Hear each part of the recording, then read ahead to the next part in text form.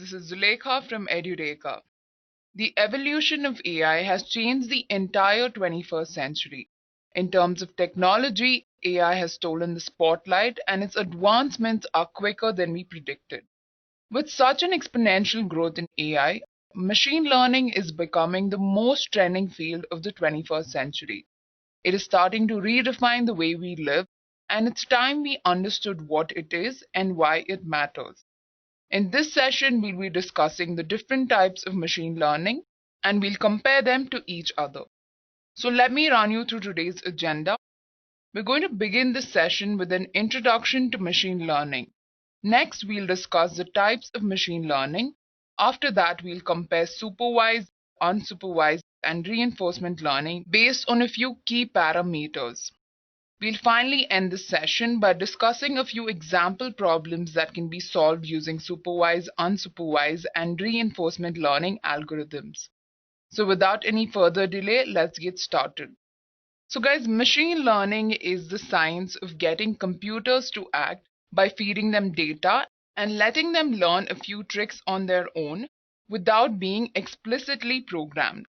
Now this sounds awfully a lot like a human child.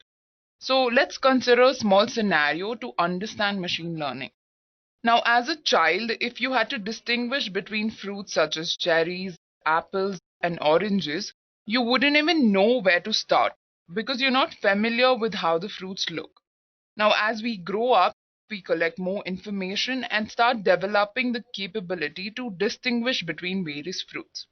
The only reason why we are able to make this distinction is because we observed our surroundings, we gathered more data, and we learned from our past experiences.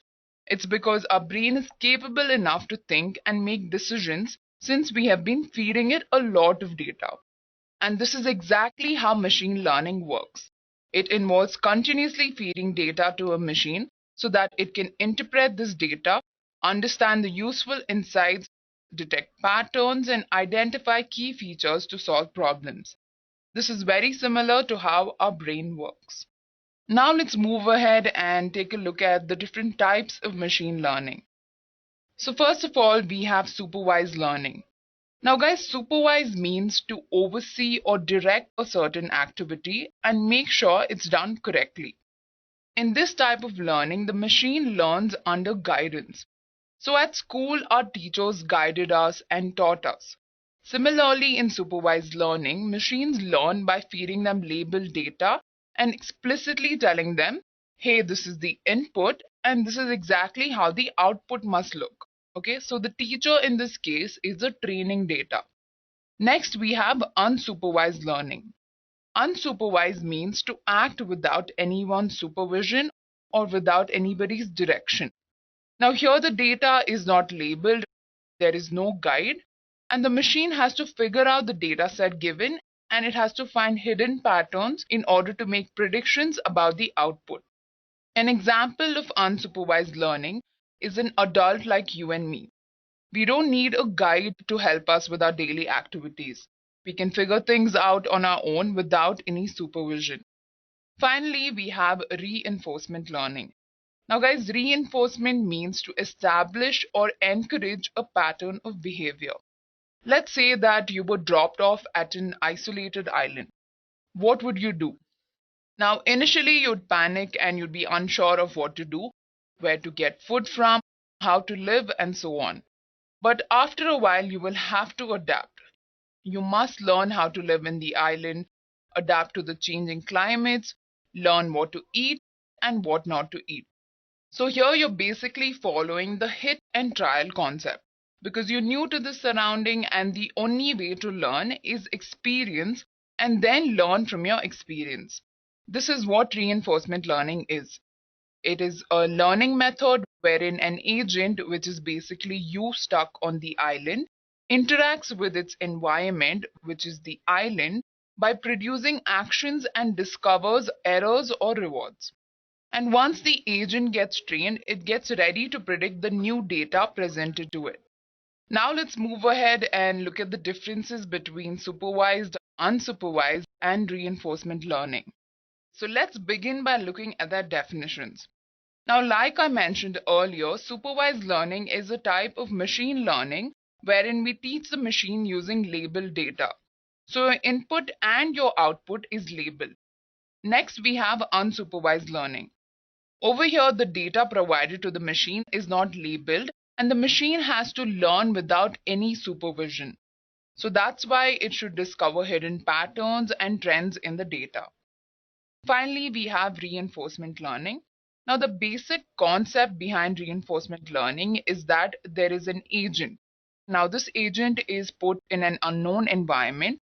So, the agent has to explore the environment by taking actions and transitioning from one state to the other so that he can get maximum rewards. Now, the next parameter to consider is the type of problems that are solved using supervised, unsupervised, and reinforcement learning. So under supervised learning, we have two main categories of problems.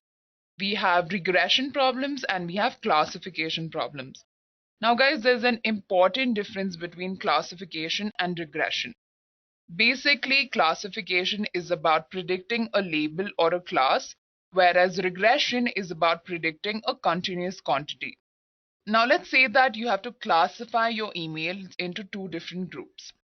So here basically we'll be labeling our emails as spam and non-spam mails. For this kind of problem where we have to assign our input data into different classes, we make use of classification algorithms. On the other hand, regression is used to predict a continuous quantity. Now, a continuous variable is a variable that has infinite number of possibilities. For example, a person's weight. So someone could weigh 180 pounds or they could weigh 180.10 pounds or 180.110 pounds. Now the number of possibilities for weight are limitless, and this is exactly what a continuous variable is. So regression is a predictive analysis used to predict continuous variables. Here you don't have to label data into different classes. Instead, you have to predict a final outcome, like let's say that you want to predict the price of a stock over a period of time. For such problems, you can make use of regression algorithms. Coming to unsupervised learning, this type of learning can be used to solve association problems and clustering problems. Association problems basically involve discovering patterns in data, finding co-occurrences, and so on. A classic example of association rule mining is a relationship between bread and jam. So people who tend to buy bread also tend to buy jam. Over here, it's all about finding associations between items that frequently co-occur or items that are similar to each other. Apart from association problems, unsupervised learning also deals with clustering and anomaly detection problems. Clustering is used for cases that involve targeted marketing, wherein you are given a list of customers and some information about them. And what you have to do is you have to cluster these customers based on their similarity. Now, guys, digital AdWords use a clustering technique to cluster potential buyers into different categories based on their interests and their intent. Anomaly detection, on the other hand, is used for tracking unusual activities. An example of this is credit card fraud, wherein various unsupervised algorithms are used to detect suspicious activities. Then there is reinforcement learning. Now, this type of learning is comparatively different. In reinforcement learning, the key difference is that the input itself depends on the actions we take. For example, in robotics, we might start in a situation where the robot does not know anything about the surrounding it is in. So after it performs certain actions, it finds out more about the world. But the world it sees depends on whether it chooses to move right or whether it chooses to move forward or backward. In this case, the robot is known as the agent and its surrounding is the environment. So for each action it takes, it can receive a reward or it might receive a punishment. Now the next parameter is the type of data used to train a machine. When it comes to supervised learning, it's quite clear and simple. The machine will be provided with a label set of input and output data in the training phase itself. So basically, you feed the output of your algorithm into the system. This means that in supervised learning, the machine already knows the output of the algorithm before it starts working on it. Now, an example is classifying a data set into either cats or dogs. Alright, so if the algorithm is fed an image of a cat, the image is labeled as a cat. Similarly for a dog. So guys, this is how the model is taught. It's told that this is a cat by labeling it. After the algorithm is taught, it is then tested using a new data set.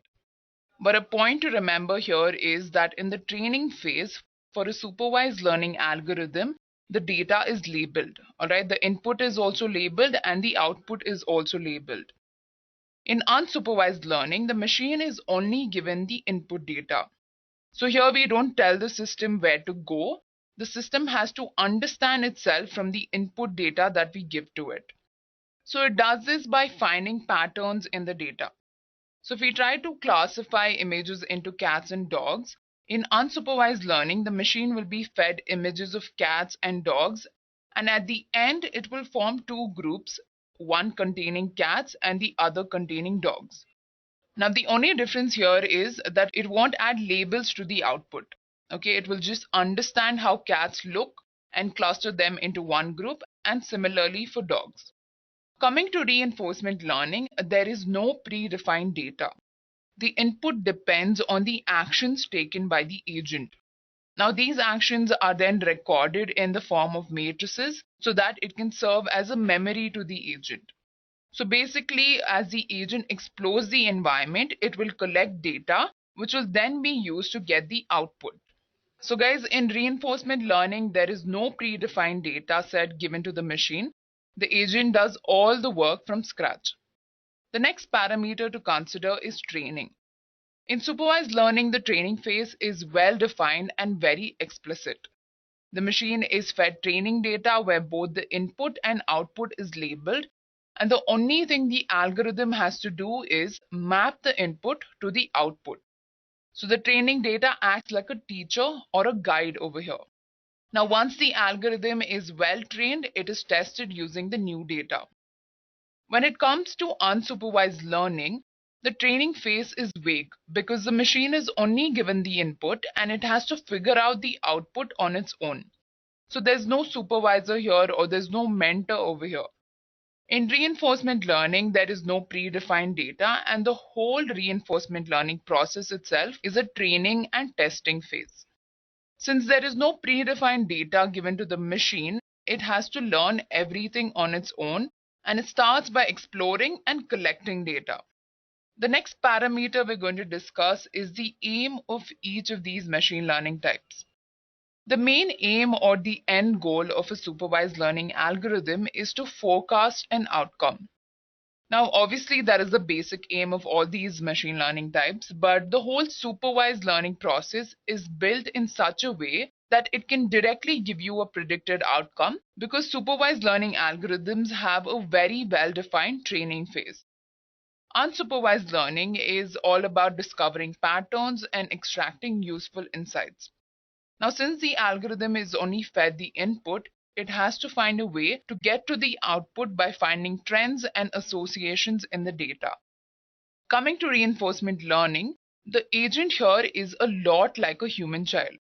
Just like how a baby is clueless about the world, initially the agent also has no idea about its environment. But as it explores the environment, it starts learning. It learns from the mistakes it makes and it basically learns from its experience. Now let's look at the approach followed. When it comes to supervised learning, it's quite simple. Like I mentioned earlier, all that the algorithm has to do is map the known input to the known output. In unsupervised learning, the algorithm has to find patterns in data, trends in data, and keep exploring the data until it reaches the output. The approach followed by reinforcement learning is a trial and error method. The trial and error method best explains reinforcement learning because the agent has to try out all possible actions to learn about its environment and to get maximum rewards. The next parameter is feedback. Now, in supervised learning, there is a direct feedback mechanism since the machine is trained with labeled input and output. For unsupervised learning, there is no feedback mechanism because the machine is unaware of the output during the training phase. Now, in reinforcement learning, the feedback is in the form of rewards or punishments from the environment. So, when an agent takes a suitable action, it will get a corresponding reward for that action. But if the action is wrong, then it gets a punishment. So, rewards and punishments can be thought with respect to a game. Now, in a game, when you win a state, you get extra coins. But when you fail, you have to go back to the same state and try again. Now, let's look at some of the popular algorithms. Supervised learning has algorithms like linear regression, which is mainly used for regression problems. It also has algorithms like support vector machines, decision trees, and so on. And these can also be used for classification problems. Coming to unsupervised learning, we have algorithms like k-means, c-means for clustering analysis, and algorithms like a priori and association rule mining to deal with association problems. Now, reinforcement learning is just being explored recently. A few algorithms include Q-learning and the state action reward state action algorithm. Next up, we have applications. So guys, supervised learning is widely used in the business sector for forecasting risks, risk analysis, predicting sales, profit, and so on. Coming to unsupervised learning. So guys, the recommendations you see when you shop online, like for example, if you buy a book on Amazon, right, you get a list of recommendations. Now, these are all done by unsupervised learning algorithms. Other applications include anomaly detection, credit card fraud detection, and so on. Now, reinforcement learning is used in self-driving cars, in building games, and all of that. One famous example is the AlphaGo game. I'm sure all of you have heard of that. So guys, those were the major differences between supervised, unsupervised, and reinforcement learning. So now let me give you a few examples of problems that can be solved using supervised, unsupervised, and reinforcement learning algorithms. Alright, so our first use case is to study a bank credit data set and make a decision about whether to approve the loan of an applicant based on his profile. So here we're going to be given a bank credit data set. Now the information that you see over here is for each of the customers. So every customer's account balance, purpose, credit amount, value, savings, everything is given in the data set. And you have to predict whether you can approve the loan of an applicant based on his bank account balance, based on his purpose, his credit amount, and his savings. So for this problem, you can make use of the supervised learning algorithm known as KNN algorithm or K nearest neighbor algorithm. Now let's look at our next use case. Now here we have to establish a mathematical equation for distance as a function of speed. So basically over here you're going to predict the distance that a car can travel based on its speed. So guys, the best algorithm to use for such a problem is the linear regression algorithm. So the linear regression algorithm is basically used to predict continuous quantities. And in this case, we have to predict the distance, which is a continuous quantity. And like I mentioned earlier, a linear regression is a type of supervised learning algorithm. Okay, moving on to our next use case. Now the problem here is to cluster a set of movies as either good or average based on their social media outreach. Alright, now if you read the problem statement properly, you can see the word cluster. Alright, this clearly means that this is a clustering problem, and clustering problems fall under unsupervised learning. So here we're going to make use of an algorithm known as k-means algorithm to form two clusters. Okay, one cluster is going to contain popular movies and the other is going to contain non-popular movies based on their likes on social media. Now moving ahead, our next problem statement is to perform market basket analysis by finding association between items bought at the grocery store. Again, over here you can see the keyword association. This means that this is an association problem. Now, association problems fall under the unsupervised learning algorithms, and here we can make use of the a priori algorithm to do this. So here what you have to do is basically you have to try and find association between different items. So if a person bought bread and butter together, it means that there is an association between these two items. So in this problem, you're just going to find the association between different items, and you're going to make use of the unsupervised learning algorithm called the a priori algorithm. So guys, this is the last use case, and over here the problem statement says that you're going to place an agent in any one of the rooms, and basically the rooms are represented as 0, 1, 2, 3, 4, and 5, and the goal here is to reach the outside of the building. Now, this is clearly a reinforcement learning problem. Alright, to solve this, you can make use of the Q-learning algorithm, and your end goal is to reach room number 5. So guys, here you can see that there is no data set because the data set is going to be developed by the agent itself. So guys, over here, the agent is responsible for collecting the data. Alright, he's going to explore the environment, collect useful information, and then he's going to use this information to get to room number 5. 참조 동영상에서 보신 것처럼 머신러닝은 다음의 세 가지 분야로 나뉘어질 수 있습니다. 슈퍼바이즈드 러닝은 지도학습이라고 하는데 태스크 드리븐으로서 다음 값을 예측하는 것을 목적으로 합니다. 즉 클래스를 예측하는 것입니다.